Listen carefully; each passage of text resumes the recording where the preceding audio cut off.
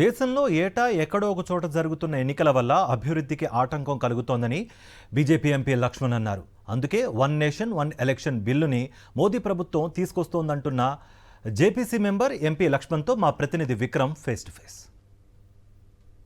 జమిలీ ఎన్నికలపై వేసిన జాయింట్ పార్లమెంటరీ కమిటీ సభ్యులు డాక్టర్ లక్ష్మణ్ మనతో పాటు ఉన్నారు. వారిని అడిగి జమిలీ ఎన్నికలు ఎప్పుడు సాధ్యమవుతాయి అన్న వివరాలు తెలుసుకునే ప్రయత్నం చేద్దాం.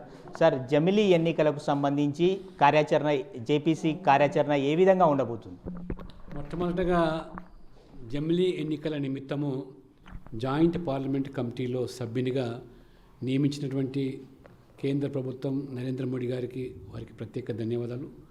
పార్టీ నుంచి కూడా నాకు అవకాశం కల్పించినటువంటి జాతీయ అధ్యక్షులు పెద్దలు జేపీ నడ్డా గారికి కూడా వారికి ధన్యవాదాలు.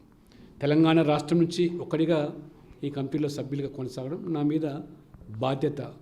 మరి ఏదైతే పెట్టారో తప్పకుండా వాటికి న్యాయం చేస్తానటువంటి నేను పూర్తి వారికి విశ్వాసాన్ని వ్యక్తం చేస్తూ, జమిలీ ఎన్నికలు అనేది దేశవ్యాప్తంగా ప్రజల్లో చర్చనీయాంశంగా మారే అంశం. ప్రజలు కోరుకుంటున్నారు. ఇది ప్రజల మేలు కోసం ఏకకాలంలో ఎన్నికలు జరిగినట్టయితే ఈ ప్రజాధనం వృధా కాదని, ఈ ప్రభుత్వ యంత్రాంగం సిబ్బంది ఎన్నికల వరకే పరిమితం కాకుండా వారి యొక్క కార్యకలాపాలు, వారు అభివృద్ధి మీద, పేదల సంక్షేమం కోసం కూడా దృష్టి పెట్టే అవకాశం ఉంటుందని. మూడవది, మోడల్ కోడ్ ఆఫ్ కండక్ట్ పేరు మీద తడవకు ఈ యొక్క కోడ్ ఆఫ్ కండక్ట్ పేరు మీద అభివృద్ధి కార్యక్రమాలు ఆటంకం, అవరోధంగా మారడం, దేశంలో ఎప్పుడు ఎక్కడ చూసినా ఏదో ఒక ఎన్నిక జరగడం, తద్వారా పార్టీల యొక్క నాయకులు అంతా కూడా అందులో నిమగ్నం కావడం, పాలన మీద కూడా దృష్టి సారించలేకపోవడం, ఇవన్నీ కూడా ఈ జమిలీ ఎన్నికలు అనేది వాస్తవంగా స్వాతంత్రం వచ్చిన మొదటి నుంచి మనకు ఏదైతే ఎన్నికలు జరిగాయో 52 నుంచి 1967 వరకు కూడా ఎన్ని ఎన్నికలు జరిగినా దాదాపు 4 ఎన్నికలు ఏకకాలంలో జరిగినాయి. వన్ నేషన్ వన్ ఎలక్షన్ అన్నది వన్ పార్టీ కోసమేనని ప్రతిపక్షాలు చేస్తున్న విమర్శలను ఏమంటారు?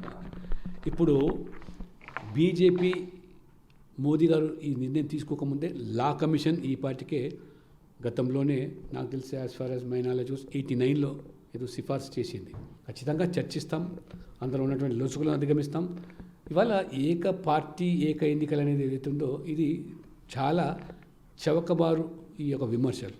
మీ హయాంలో ఏకకాలంలో ఎన్నికలు జరిగినప్పుడు అది కాంగ్రెస్ మేలు కోసం జరిగినట్ట, ప్రజలను అవమానపరిచినట్టుగా విధంగా అవుతుంది. ప్రజలు వివేకంగా ఆలోచన చేసి ఓటు వేసి గెలిపిస్తారు. ఒక పార్టీని గెలిపించాలన్నా, ఒక దేశంలో 2 పార్టీలను 2 రాష్ట్రాల్లో గెలిపించాలో వాళ్ళు వివక్షకు వదిలేస్తారు. వాళ్ళు దేశం మొత్తం అన్ని రాష్ట్రాల్లో బీజేపీ అధికారం లేదు. కొన్ని రాష్ట్రాల్లో ప్రాంతీయ పార్టీలే దశాబ్దాలుగా ఇవాళ అధికారులకు వస్తున్నాయి. జాతీయ పార్టీలకు తమిళనాడు లాంటి రాష్ట్రంలో అవకాశమే లేదు. కాంగ్రెస్ ఆ అవకాశాన్ని పోగొట్టుకున్నది. మొత్తమే చూసుకోవచ్చు, జమిలీ ఎన్నికలు అన్నది మహిళా బిల్లు తరహాలోనే పార్లమెంట్లో ఆమోదం పొందుతుందని చెప్పి డాక్టర్ లక్ష్మణ్ స్పష్టం చేస్తున్నారు. వీడియో జర్నలిస్ట్ శ్రీనివాస్ గౌడ్తో విక్రమ్, సాక్షి టీవీ, హైదరాబాద్.